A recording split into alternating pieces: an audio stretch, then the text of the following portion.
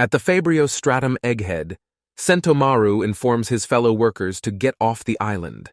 The workers are baffled at his words and asks him about the status of current events happening there. The workers ask him the reason behind deploying the Pacifista.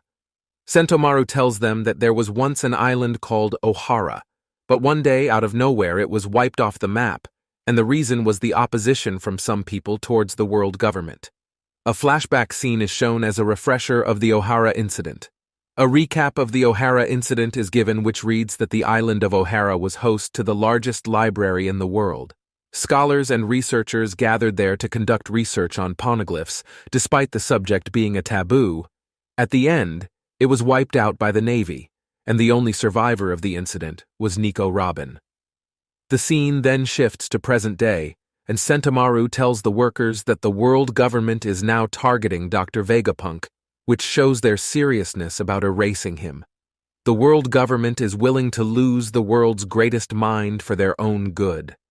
Sentomaru further adds that this is the reason he assumes something even more monumental is on its way. Something so big that can erase this place from the map of the world. Sentomaru muses that what Straw Hat Luffy is doing and hopes that he escapes with Vegapunk soon. Meanwhile, at the control room on 4th floor in Building A, the fight that stopped for a while has begun again. Seraphim Kuma and S-Hawk are not stopping in any way. Luffy uses his Kong organ technique while Lucci activates his handgun technique along with Yellow Lotus, and both together attack Seraphim Kuma. But there is no visible affect on Seraphim Kuma. On the other hand, Kaku uses his Tempest Kick technique and thrashes S-Hawk backwards. Zoro uses his one-sword-style Lethal Lion song and gives great damage to Seraphim Hawk. With Kuma and Hawk injured gravely, Luffy is shocked to see that the Seraphims are recovering way too easily. Luffy, in annoyance, exclaims that do they think they are Kaido or something? Zoro replies to Luffy that the mention of Kaido reminds him of King, the guy that he fought with in Wano. Shaka exclaims that, is he talking about a Lunarian on Kaido's crew? Zoro, however, replies that he is not aware of what his people are called. Shaka figures out that he must be talking about Albur, the test subject who long ago escaped Punk Hazard with Kaido. Shaka tells him that the Seraphims owe their toughness to his Lunarian blood. Zoro exclaims that if that is the case, they need to pay attention to the flames on the back of Seraphims. Zoro tells them that their attacks will only be effective when the flames go out. Zoro tells them about King, who was practically invincible when he was on fire. Zoro then says that if the realization hit him any sooner, it could have saved them some stamina. Lucci says that anyway, it is better late than never, as with this intel, they can finally make some progress. Zoro says that anyway, there was not much about King to clue him in. King only had a couple of unique features such as white hair, brown skin, black wings, and the flames on his back. Nothing much to clue him in. Kaku, Luffy, and Lucci, hearing so much similarities between King and the Seraphims, lose their temper, saying that he should have put it together sooner.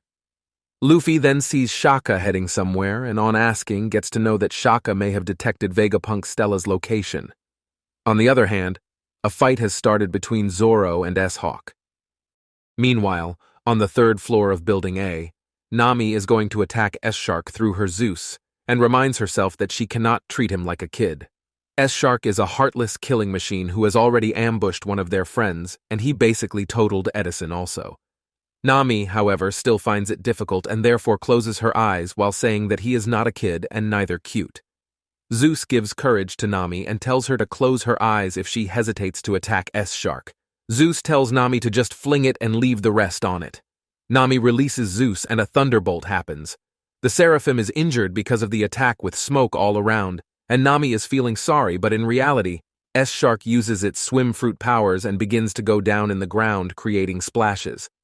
Brook realizes that S-Shark is completely fine, and he is using his powers.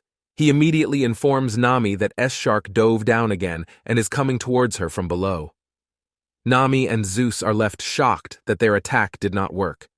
But before Nami could figure out anything, S-Shark appears from behind and is about to attack her.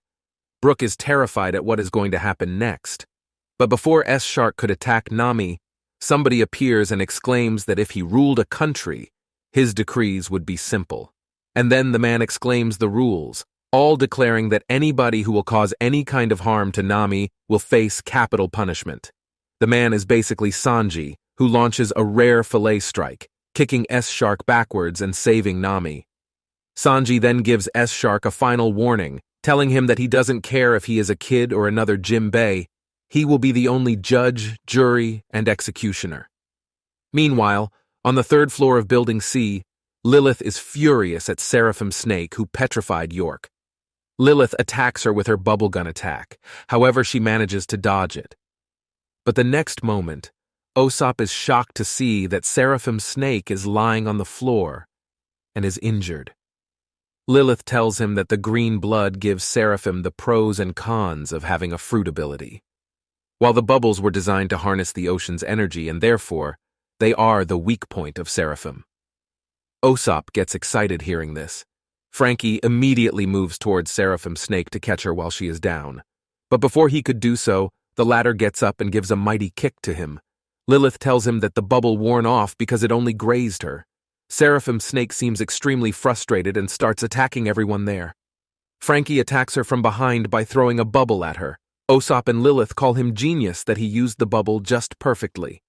Seraphim Snake makes a puppy face to trick Franky, who goes on a guilt trip, and as soon as he looses the bubble a little bit, Seraphim Snake blows him with her perfume femur kick. Franky starts transforming into stone. It is basically petrification happening just like it happened with York before. Usopp is terrified seeing this while Lilith quickly releases her bubblegum attack. But before the bubble could hit Seraphim Snake, she appears before them with a cute face, making them to fall in awe with her cuteness. Seraphim Snake then releases her Love Mellow move and turns Lilith and Usopp into stone, too. Meanwhile, in underground at Old Devil Fruit Research Lab, Shaka comes in search of Vegapunk. Shaka hears some voice coming out of a container. Shaka recognizes that they are the Cypherpole agents and exclaims that he thought they had come and gone ages ago. But why are they here? The CP0 agents request him to save them. Vegapunk Stella too calls Shaka. Shaka finds that Vegapunk Stella is there too.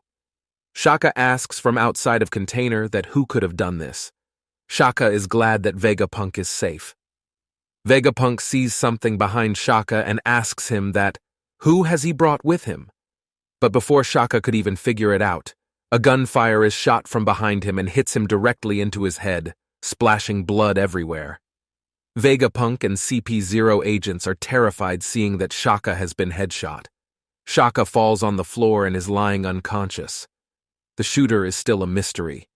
A single shot has crushed all their hopes of getting free from the unknown clutches. I've noticed that many of you are simply watching my videos without subscribing. I kindly request you to consider subscribing to my channel, as your support motivates me to keep creating more content.